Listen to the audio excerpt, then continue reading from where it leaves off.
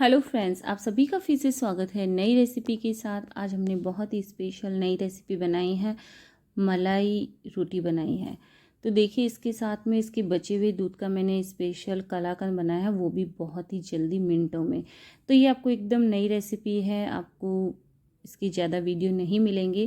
तो देखिए, मैंने एक पैन लिया है, उसके अंदर थोड़ा सा पानी डाला है ताकि दूध लगे नहीं, और एकदम फुल फैट क्रीम दूध लेना है, मिल्क लेना है, जिससे हमारा ये जो मलाई रोटी रेसिपी है बहुत अच्छी बने। तो देखिए, हाई फुल फ्लेम रखनी है हमें ताकि जल्दी से दूध एक बार गर्म हो जाए। तो देखिए, आपके पास में अगर बचा हुआ दूध है वो भी आप काम में ले सकते हैं, बट ये ध्यान रखना है कि एकदम अच्छी क्वालिटी का दूध होगा ना, तभी ये मलाई रोटी अच्छी से बनेगी। तो देखिए फ्रेंड्स, एक बार दूध गर्म हो गया, अब हमें क्या करना है, इसमें फ्लेम को कम करना है।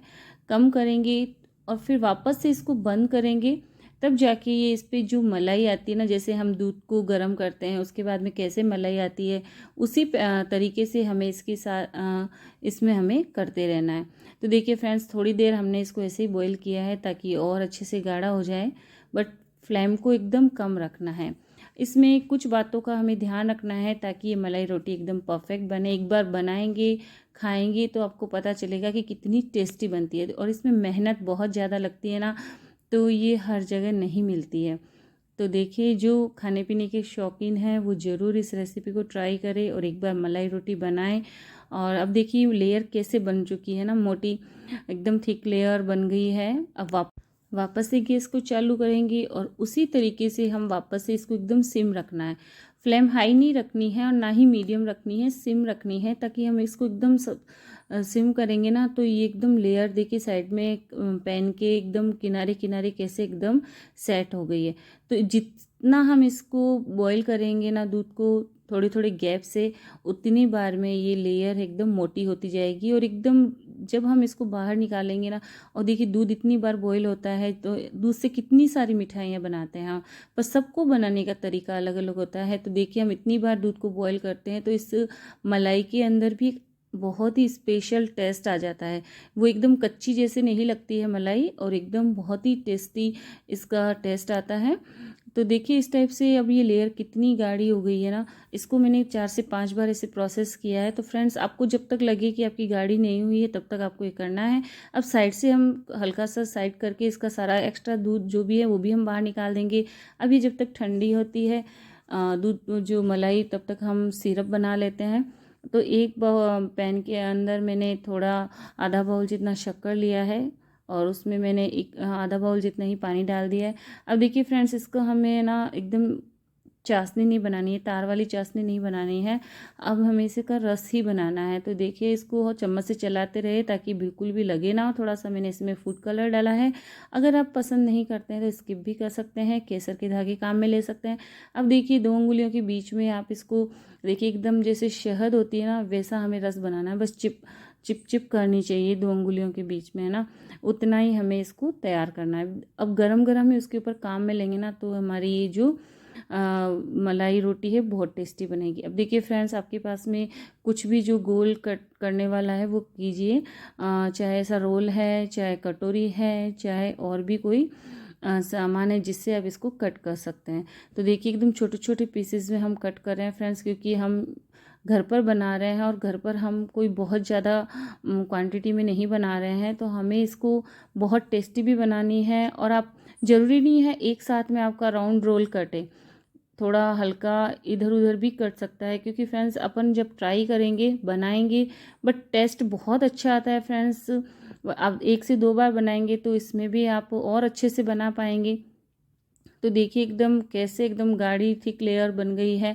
आप इसको फ्रीज में रखकर ठंडा खाएं, बहुत टेस्टी लगती है। अब देखिए, इसको वो चाशनी थोड़ा ठंडा होती है, जब तक जो दूध बचा हुआ था ना उसका मैंने क्या किया है, उसमें जो और दूध था वो सारा मिक्स कर दिया, और इसमें नींबू सत का जो पानी होता है ना 2-3 ड्रॉप जितना इसमें मैंने डाल दिया, और फुल फ्लेम पे इसको हम चला रहे हैं।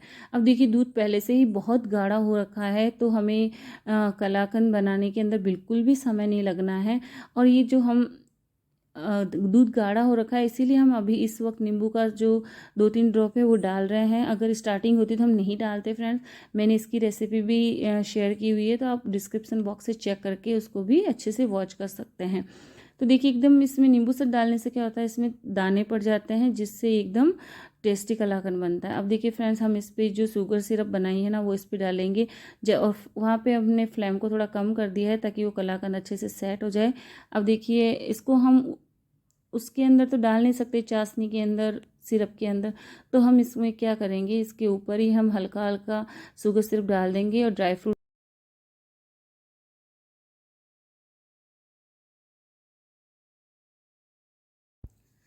फ्रूट डाल के हम इसको गार्निश करेंगे। तो देखिए सब तरफ हम इस टाइप से चम्मच से शुगर सिरप को फैला देते हैं और इसके साथ में बनाते हैं प्रेम प्याला, बट मैंने यहाँ बनाया है कलाकंद। तो इसका कॉम्बिनेशन भी बहुत अच्छा लगेगा और कलाकंद खाने में इतना टेस्टी लगेगा। अब देखिए इसको पिस्ता कतरन से मैंने इसको गार्निश किया है, इस पर इलायची पाउडर डाला है, थोड़ा सा आप जायफल पसंद करते तो उसका पाउडर भी डालिए और केसर की धागी डालें। तो देखिए फ्रेंड्स, ये हमारी मलाई रोटी बनके तैयार हो गई है।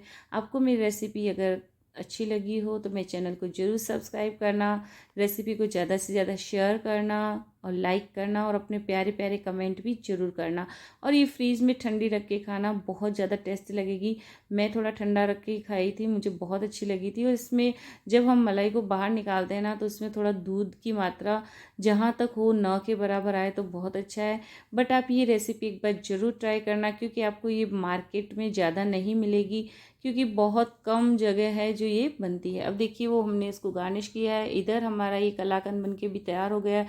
शक्कर हम इसके अंदर, चीनी जो शुगर है वो आप अपने स्वाद अनुसार थोड़ा सा डालिए। मैंने इसमें 2 से 3 टेबल स्पून जितना डाला है और ये हमारा कलाकंद बन के भी तैयार हो गया। अब इसको थोड़ी देर के लिए इसको मिक्स कर देते हैं। अब देखिए इसमें एक एक दाना से दाना पड़ा है जो हमने इसमें डाला था। तो ये हमारे कलाकंद रेसिपी भी तैयार है और साथ में मलाई रोटी भी तैयार है। अब रेसिपी को ज़्यादा से ज़्यादा शेयर,